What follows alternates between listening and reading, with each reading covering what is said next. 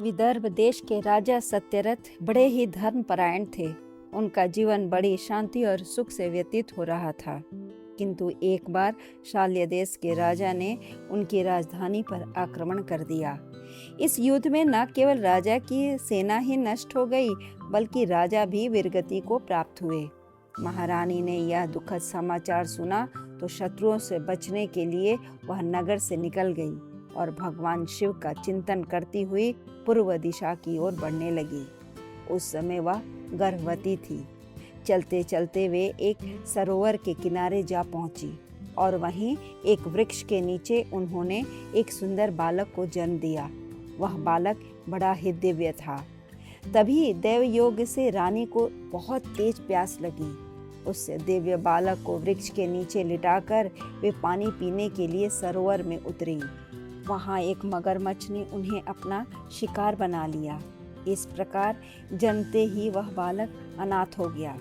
तभी भगवान शंकर वहाँ प्रकट हुए और उस बालक की रक्षा करने लगे। अभी अधिक समय नहीं बीता था कि एक ब्राह्मणी अपने 1 वर्षीय बालक को गोद में लिए वहाँ आई। वह विधवा थी। जब उसने वहाँ अकेले पड़े बालक को देखा तो उसके मन में बालक के प्रति दया, करुणा एवं ममता उमड़ आई। उसने आश्चर्य से इधर उधर देखा। आसपास किसी को न पाकर उसके मन में उस बालक को भी अपना पुत्र बनाकर उसका पालन पोषण करने की इच्छा उत्पन्न हुई। तभी ब्राह्मणी के आने से अदृश्य हो गए भगवान शिव भिक्षु का रूप धारण करके प्रकट हुए और ब्राह्मणी से बोले, ब्राह्मणी, यह बालक बड़ा ही पवित्र और दिव्य है। तुम इसका अपने पुत्र की भांति पालन पोषण करो। यह परम तेजस्वी बालक शिव भक्त महाराज सत्यरथ का पुत्र है। इसके पिता शाल्य नरेश के साथ युद्ध में मारे गए हैं और प्रसवोपरांत इसकी माँ को इसी सरोवर के एक ग्राह ने अपना ग्रास बना लिया है। पूर्व जन्म में प्रदोष काल में शिव की पूजा किए बिना ही भोजन करने के कारण इस जन्म में इसे जन्म लेते ही माता पिता से विहान होना पड़ा है।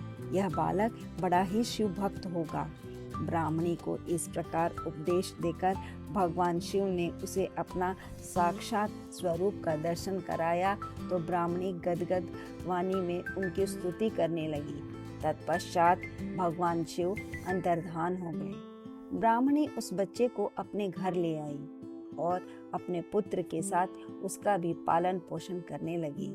समय अनुसार उसने दोनों बालकों का उपनयन संस्कार कराया। शांडिल्य मुनि के उपदेश से वे दोनों बालक व्रत रखकर प्रदोष काल में शिवोपासना किया करते थे। एक दिन ब्राह्मणी का पुत्र राजकुमार को साथ लिए बिना ही नदी में स्नान करने के लिए चला गया। वहां उसे रत्नों से भरा घड़ा मिला, जिससे उसकी विपन्नता दूर हो गई। 1 वर्ष के बाद एक दिन राजकुमार ब्राह्मण पुत्र के साथ वन में गया। वहां एक गंधर्व कन्या अपनी सखियों के साथ विचर रही थी। उसने राजकुमार को देखा तो उस पर मोहित हो उठी। बाद में उसी से गंधर्व विवाह करके राजकुमार उसके पिता के राज्य का राजा हो गया। तब अपनी धर्म माँ ब्राह्मणी को उसने राजमाता के पद पर प्रतिष्ठित किया। वह राजकुमार धर्मगुप्त के नाम से प्रसिद्ध हुआ।